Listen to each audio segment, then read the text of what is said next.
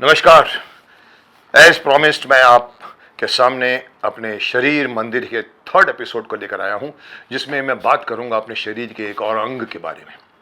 आइए शुरू हो जाते हैं अपनी किताब के एक्सेप्ट से। आइए अब जरा अपने शरीर के सबसे महत्वपूर्ण अंग है। Let me tell you in the beginning only what I am talking about today is the most important, is the boss of the body, it is the body, head office इसको कहते हैं। मोस्ट इंपॉर्टेंट शरीर के महत्वपूर्ण अंग मस्तिष्क यानी brain की बात करते हैं। आप लोगों का ब्रेन भी अभी सडनली स्टार्ट हो गया होगा कि ये ब्रेन के बारे में बताने। चलिए हम देखते हैं। मैं आपको ब्रेन के बारे में बहुत बातें बताऊंगा। हम शुरू करते हैं मस्तिष्क के बारे में। क्या आप जानते हैं कि मस्तिष्क, ब्रेन अपने आप में एक अजूबा है जिसकी तह तक अभी तक विज्ञान नहीं पहुंच पाया है? क्या आप जानते हैं? अभी भी शोध, नए नए आविष्कार जारी हैं इस भूरे सफेद यानी ग्रे एंड व्हाइट 1.5 किलो के पिंड में करीबन 100 बिलियन अर्थात 100 अरब अर्थात एक के आगे 11 जीरो लगाएं, इतने सारे सेल्स हैं। आप शायद चकरा गए होंगे, इसलिए मैं आपके लिए फिर से रिपीट करता हूं। इस जो मैं कह रहा हूं कि ये भूरे सफेद का ग्रे एंड व्हाइट 1.5 किलो के पिंड में करीबन 100 बिलियन अर्थात 100 अरब अर्थात एक के आगे 11 जीरो, इतने सारे सेल्स इसके अंदर मौजूद हैं, जिन्हें यहां पर एक नया नाम दिया जाता है, न्यूरॉन्स कहा जाता है। शरीर के वही सेल्स जब ब्रेन में होते तो उसको न्यूरॉन्स कहते हैं। यह शरीर का इतना महत्वपूर्ण अंग है कि यह कहने में हिचकिचाहट नहीं होनी चाहिए कि आदमी वही है जो उसका मस्तिष्क है यानी दिमाग है। इंग्लिश में कहो तो man is what his brain is. ये कहावत आपने सुनी होगी, man is what his brain is. मनुष्य वही है जो उसका दिमाग है। आगे आपको समझ में आएगी बात। क्या आप जानते हैं कि हम देखते आंखों से हैं, सुनते कानों से हैं, सूंघते नाक से हैं, स्वाद चखते हैं जबान से और स्पर्श का अनुभव करते हैं अपनी त्वचा से। ये तो आप सब जानते हैं, परंतु ये शायद नहीं जानते होंगे, सच तो ये है कि बिना मस्तिष्क के भाग लिए, पार्टिसिपेट किए, इनमें से एक का भी अनुभव आप नहीं कर पाएंगे अगर आपका ब्रेन इसमें पार्टिसिपेट नहीं कर रहा। Do you understand what I am trying to say? आप देखते आंख से हैं, सूंघते नाक से हैं, सुनते कान से हैं, आप स्पर्श स्किन से लेते हैं, आप खाते जबान से टेस्ट लेते हैं, लेकिन ये सारी चीजें आप तक नहीं पहुंचेगी ये अनुभूति अगर ब्रेन बोले I am not taking part in it. आगे बताता हूं क्या मतलब है इसका। दरअसल ये दिमाग ही है जहां हम देखते, सुनते, सूंघते, चखते या स्पर्श करते हैं। ये नाक, कान, आंख वगैरह तो सिर्फ मार्ग है दिमाग तक का अनुभूति को, दिमाग तक उस अनुभूति का पहचानने का। जब दिमाग देखता है तो हम देखते हैं। यानी ऑल दिस ऑर्गन, जैसे ये मेरी आंख है, मेरे कान है, मेरी नाक है, मेरे मुंह है, मैं आपको देख रहा हूं, आप मुझे देख रहे हैं, मैं इस वक्त कैमरे को देख रहा हूं, कैमरामैन को देख रहा हूं, लेकिन मैं आंख से देखता हूं। लेकिन अगर आप मुझसे पूछे, असलियत यह है कि आप दिमाग से देख रहे हैं।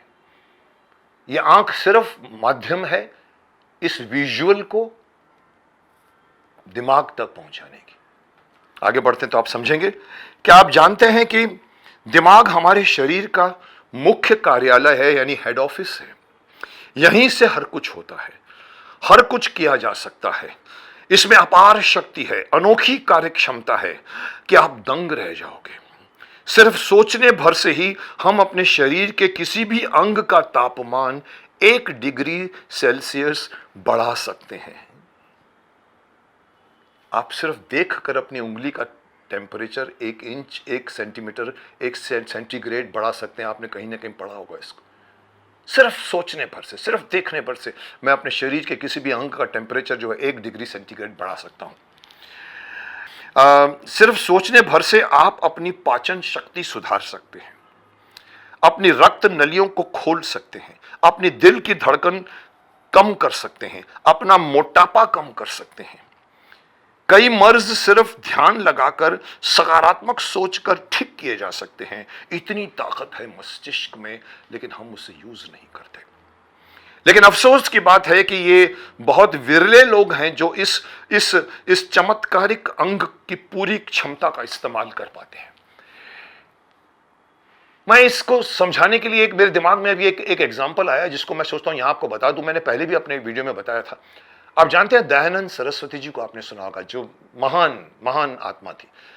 उनके बारे में मैंने एक घटना सुनी थी, एक बड़ी थी कि उन्होंने वो एक गंगा के तट पर बैठते थे, कभी कभी तो 18 घंटे बैठे रहते थे समाधि लेके या साधन लेके। उस वक्त ये रात के ठंड में सिर्फ एक अपना एक जैसे लंगोट टाइप होता है या उनका कपड़े का एक स्टाइल होता है वो पहन के बैठे थे। वहां से कुछ आई थिंक एक पादरी और एक आई थिंक एक इंडियन निकला वहां से, और उन्होंने सडनली देखा इनको बैठे हुए। तो उन्होंने कहा कि ये क्या है, क्यों ऐसा बैठा हुआ है? तो उन्होंने आके उससे पूछा कि भाई आपको ठंड नहीं लगती स्वामी जी? तो स्वामी जी ने कहा कि आप बता, आप ऐसे कपड़े के बगैर ऐसे बैठते, आपको ठंड नहीं लगती? तो दयानंद जी ने कहा कि आप अपने पूरे शरीर को ढकते हो ना। बोला हाँ ढकता हूं। आप मुंह को क्यों नहीं ढकते? तो कुछ पॉइंट तो समझ में आया। बोला नहीं नहीं नहीं, आप लगता बहुत खाते पीते होंगे आप, वो जैसे कि उन लोगों के उस जमाने में ये सब चीजें थी, यही पाखंड था जिसकी वजह से दयानंद सरस्वती ने पाखंड को हटाने की। बोला आप बहुत ज्यादा खाते होंगे चीजें, इसीलिए आप ठंड बर्दाश्त कर सकते हैं। बोलता है आप, हम कैसे माने आपको, क्या क्या आप कर सकते हैं? तो स्वामी जी तो स्वामी जी थे, उनको फिर भी लगा कि इन लोगों को थोड़ा ज्ञान देना होगा। वो खड़े खड़े वहीं बैठे बैठे रह गए और ऐसे बैठ गए साधना में। 2 मिनट के अंदर अंदर उनके शरीर से पसीना निकलने लगा। उसको देखकर ये दोनों घबरा गए। बोला कि ये तो बहुत सचमुच महान आत्मा है। वो नमस्कार करके भाग गए वहां से। Now this is what here it is taught कि आप ध्यान लगाकर अपनी टेम्परेचर बढ़ा सकते हैं, टेम्परेचर कम कर सकते हैं, आप अपने शरीर को ठीक कर सकते हैं। आगे बढ़ते हैं। क्या आप जानते हैं कि जिस तरह से आदमी अपने आप को सकारात्मक यानी पॉजिटिव सुझाव देकर ठीक कर सकता है, वैसे ही उल्टा भी लागू होता है। गलत और नकारात्मक यानी नेगेटिव सोच जो होती है वो सेहत को बिगाड़ भी सकती है। हमारे शरीर की लड़ाकू संस्था जिसे हम इम्यून सिस्टम कहते हैं, जो हमारे शरीर में घुसने वाली हर गलत चीज का डट कर मुकाबला करती है, वो दिमाग में होने वाले परिवर्तन से प्रभावित होती रहती है।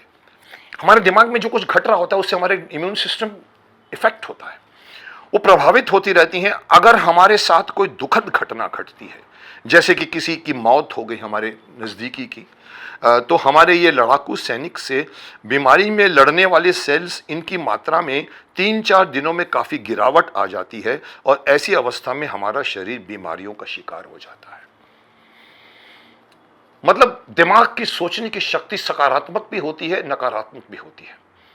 अनुभूति जो आपका दिमाग करता है, शरीर उसको फॉलो करता है। दिमाग जैसे का हेड ऑफिस है। अगर आप सकारात्मक सोचोगे, जैसे कि दयानंद सरस्वती जी ने सिर्फ सोचा कि मेरे शरीर का उन्होंने अपने टेम्परेचर बढ़ाया कि अंदर से पूरे पसीने निकलने लगे, तो वो पॉजिटिव सजेशन था।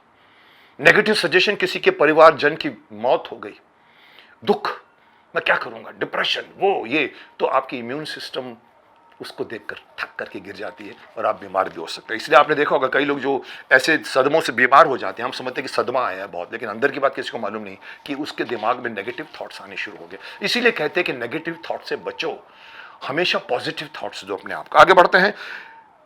क्या आप जानते हैं कि मस्तिष्क में 100 अरब न्यूरॉन्स हैं और हर न्यूरॉन दूसरे न्यूरॉन को जानकारी भेजता है या उससे जानकारी लेता है। हर न्यूरॉन में दूसरे न्यूरॉन से संपर्क साधने के करीबन हजार बिंदु पॉइंट्स होते हैं। मतलब एवरी न्यूरॉन के अंदर 1000, जैसे हम कहते हैं ना, हमारा जो बल्ब, हमारे पास जो इलेक्ट्रिक का प्लग होता है जिसमें हम बोलते हैं कितने इसके अंदर पॉइंट्स हैं जिसके थ्रू हम एक साथ में 4 चीज चार्ज करते हैं। न्यूरॉन के अंदर 1000 पॉइंट्स होते हैं जिसके थ्रू वो या तो किसी को जानकारी देता है या लेता है। कल्पना करो कि ये अगर सारे जोड़ अगर एक साथ जुड़ जाएं, अगर सपोजिंग ये सारे जोड़ न्यूरॉन्स के हर जोड़ एक दूसरे से मिल जाएं, तो आप जानते हैं कि कितने जोड़ हो जाएंगे? एक साथ सब मिल जाए आपस में कितने जोड़ हो जाएंगे, आप गिनती भी नहीं कर पाओगे। 100,000 अरब यानी 100,000 बिलियन जोड़ जिनमें से जानकारियां भेजी या ली जा सकती है। ये तो फिर दुनिया का सबसे बड़ा कम्युनिकेशन सेंटर, संचार सकुल, कम्युनिकेशन कॉम्प्लेक्स हो जाएगा, जिसमें से इतने मैसेजेस जा रहे आ रहे हैं। लेकिन हकीकत यह है कि हकीकत में ऐसा होता नहीं। हमारा शरीर अपने इस सारी चीज़ों को यूज़ नहीं करता। हकीकत में ऐसा कभी नहीं होता, इतने जोड़ कभी नहीं बनते। पर मैं तुम्हें सिर्फ मस्तिष्क की क्षमता बता रहा हूं ताकि आप उसकी कदर करना शुरू कर दें। आगे बढ़ते हैं। क्या आप जानते हैं कि मस्तिष्क अपने आसपास के वातावरण से बहुत जल्दी प्रभावित हो जाता है? हमारा जो मस्तिष्क है, हमारे आसपास की सिचुएशन क्या है, घर में झगड़े हो रहे हैं फॉर एग्जाम्पल, या पता लगा कि आतंकवादी बाहर शोर मचा रहे हैं या बहुत शोर मच रहा है, तो आपका जो दिमाग जो होता है वो वातावरण से बहुत जल्दी प्रभावित हो जाता है। यही कारण है कि दुनिया में कोई दो दिमाग पूरी तरह से एक जैसे नहीं होता। अब ये भी देखिए, इवन जुड़वा लोगों के दिमाग भी एक जैसे नहीं होते। दुनिया में दो दिमाग एक तरह से एक जैसे नहीं होते। यहां तक कि जुड़वा बच्चों के दिमाग की बनावट में भी जन्म लेते लेते फर्क आ जाता है।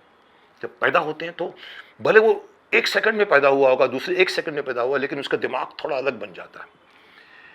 मां के गर्भ में अगर जुड़वा बच्चे हुए और अगर उन्हें मिलने वाले पौष्टिक पदार्थों और स्फूर्ति में थोड़ा भी अंतर आया तो दोनों की दिमागी बनावट में परिवर्तन आ जाता है। यानी कि इवन जब वो अंदर होते हैं तो माँ के जो माँ खाती है वो सब उनको मिलता रहता है। तो इसलिए वो अगर उनको दोनों को थोड़ा सा भी डिफरेंट मिला तो उनका दिमाग थोड़ा सा डिफरेंट बन जाता है।